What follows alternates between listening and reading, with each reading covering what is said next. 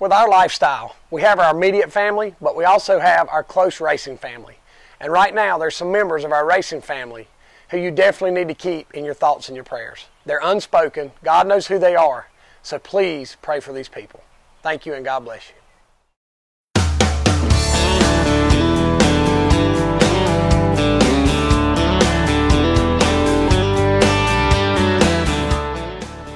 Hey everybody. Well, with Memorial Day being this past Monday and schedules being crazy, it worked out best for me and Steven to do the video here at my house. As you can see, I'm not at the race shop, sitting on the front porch, enjoying this beautiful weather. But we're still going to give you a race recap this week. This past weekend, we had twin 25s.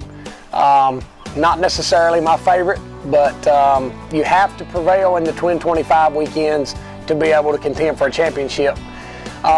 Went over this week. It was a 100-lap sportsman race, which was amazing. We actually ran after the sportsman race. Our second race was after the sportsman race. And whenever we go up, or when I go up to watch the race that's right before our race, Robert, who is our head official, with 10 to go, always motions for me to go back to get in my car. And I think he motioned for me about 3 times to go get in my car because I didn't want to leave. My buddy Taylor Branch in the 86 car and Noah Triplett were battling side by side. Cale Gale came in and put a tire on, which is unheard of in a sportsman race like that. Derek Stoltz, Kenny Boss, there's a lot of those guys that I really enjoy watching. And one of these days, mark it down, I'm going to be a part of one of those sportsman races. I grew up watching the sportsman division, and it looks like they have a really good time, and I want to be a part of it. But anyway, the 70 inched out the 86 car at the line. It was an awesome race. So anyway, but our race, to touch on the fact that it was a 100-lap sportsman race, they actually qualified the sportsman cars this week. Well, guess when they qualified? Right before the modifieds qualified. I don't know how many of those cars there was. It seemed like there was about 30 cars. And of course, our rubber, like we've talked about before, doesn't quite match up to their rubber. And those cars run right around the bottom, all the way through the corner. And a lot of times that'll, just the suction of them running right around the bottom will actually pull a little bit of dust and debris up off of the grass and the dirt up onto the racetrack. So that being said, being the point leader, I had to go out first to qualify. I think that the car was there, the car was where I needed it to be. It's just there was a little dirt up off turn 2. I saw it on my warm-up lap, so when I came back around, I missed it with the left front, but I think I caught it with the left rear just a little bit.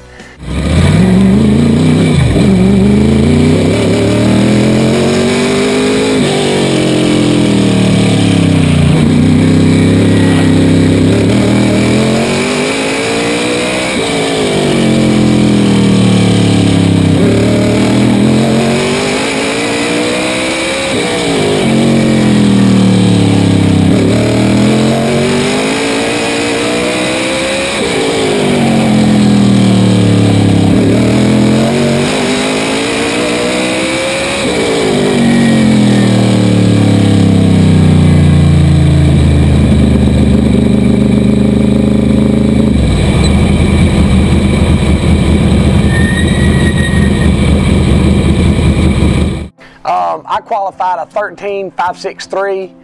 Tim Brown was second. I was third. Tim Brown was second with a 5.60. Jason was on the pole with, I think, a 4.5.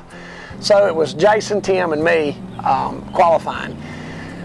Jason and Tim ran side by side for a couple laps. I was right there close on Jason. I was hoping that we would be able to stay green and I could stay tight enough on Jason that me and Jason could actually clear Tim, and the caution came out. So on the single file restart, it was Jason, Tim, and me, and we kind of ran away from the rest of the field. And then right before another caution came out, I thought I heard Tim's car was missing just a little bit. So we had a caution, and sure enough, Tim's spotter told my spotter that Tim's car was down a cylinder. So I relayed the message back, and I know whenever that happens that through the corner and up off the corner, you're fine. But middle of the straightaway and the end of the straightaway, your car is just completely flat, and it won't it doesn't have any power down the straightaway. So I relayed back to my spotter and I said, you know, which way is he going to go here, because I don't want to wreck the entire field, and of course neither did Tim. So he said he's going to give me the outside, so about a lap or two I cleared him.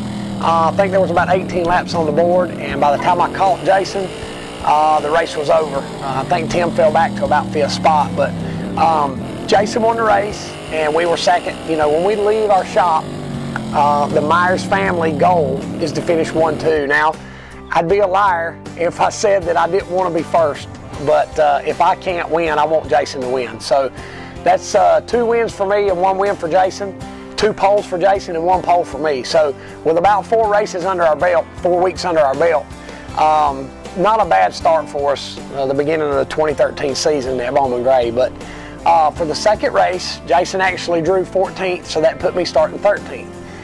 We ran a couple laps. There was a wreck, a crash, and of course all the melee that comes with a second 25 lapper. But long story short, we ended up 10th. I think Tim ended up right in front of me, and Jason was about 2 behind me. John Smith, who was second in the points, finished I think 12th in the first race and won the second race. So from what I can gather, I haven't really checked, but from what I can gather, we gained points on all the contenders again this week. So you know, not a win, but it's a victory for us, but not a win. You know, in the sense of points and that kind of stuff. We tore up a back bumper braces and a front bumper, which seems to become kind of the norm these days on these second 25 lappers. But this weekend is a big weekend.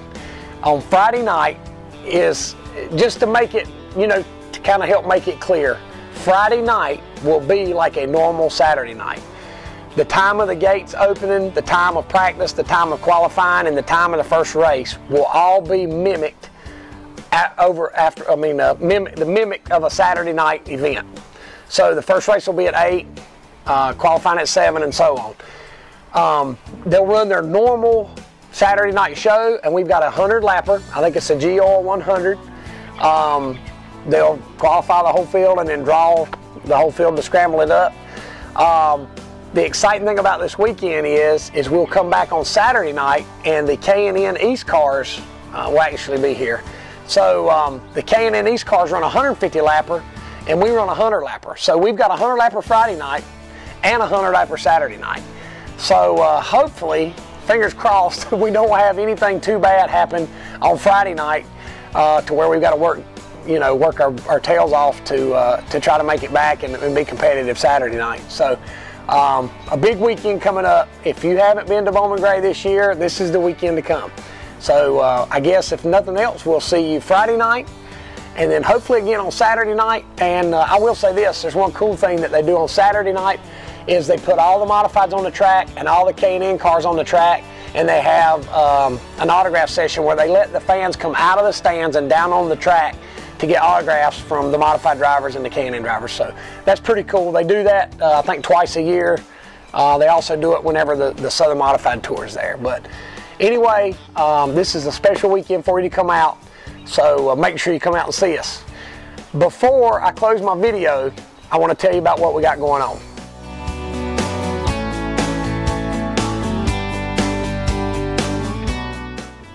Last week, I reminded everybody to save the date of June 15th. Well, I have some more information for you. There's a 7-year-old little boy named Keaton who has terminal cancer. His family was big fans of Madhouse. When his mom and dad asked him, "Is there anything that you want?" one of his wishes was to be able to come watch me race at the Madhouse. So, we're going to do our best to make this happen. What we're going to do is, at Bowman Gray Stadium, June 15th, between 12 and 3 p.m. in the pits behind my hauler, we're having what we're going to call Keaton's Campaign Pit Party. We're going to sell hot dogs, we're going to have snacks, we're going to have games, we're going to have a silent auction. We're trying to get anybody and everybody involved with this to make this a special day for this boy and their family. They have had it really rough. They've had to basically give up everything they own to try to pay medical bills, to try to heal Keaton and make Keaton better. Basically what we want to do is turn this family's focus onto something positive. So this is not just for racing people. This is not just for the Myerses. The Bowman Gray Ladies Auxiliary is going to help us. Bowman Gray is going to help us.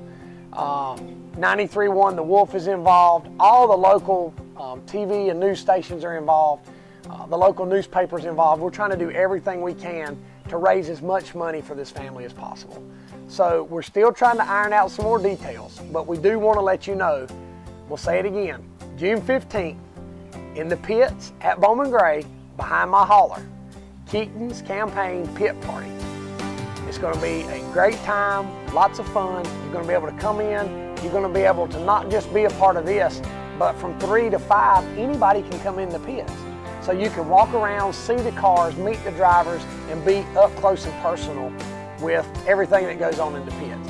And like I said, this is not just for racing people. If you watch these videos, more than likely you're a racing fan, but spread the word. If you got friends or family that have never been to Bowman Gray, what a perfect opportunity to come and not just to get to enjoy the excitement of Bowman Gray Stadium, but to be able to give back just a little bit and be a part of something really special. So thanks to all the people who have helped so far. Thanks to the people who are going to help. And like I said, we'll have some more information for you. Be looking for flyers. We're going to be passing out flyers with lots of information. We're going to be posting stuff on our Facebook page, not to mention the local media is going to start helping circulate some of this stuff. So thank you to everybody, and we can't wait to see you June 15th. We'll say it again. June 15th, 12 to 3 p.m. in the pits behind my hauler at Bowman Gray Stadium. Be there for Keaton's Campaign Pit Party. Thank you, and God bless you.